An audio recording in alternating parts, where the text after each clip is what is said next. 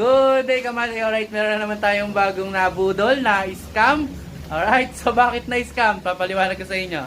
Kahit ito sir, kaway ka muna bro. From?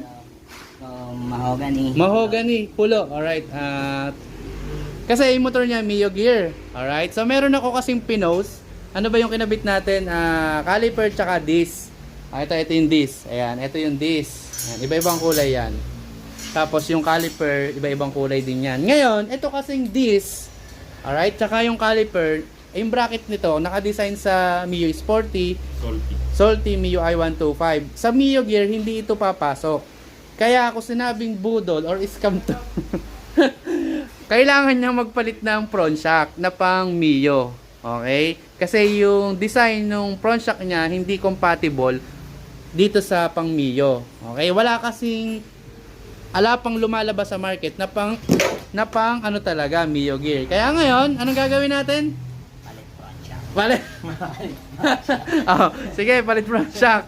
Alright? Yo, so ngayon alam nyo na, di na kayo mabubudo. Thank you for watching. Ride safe and God bless.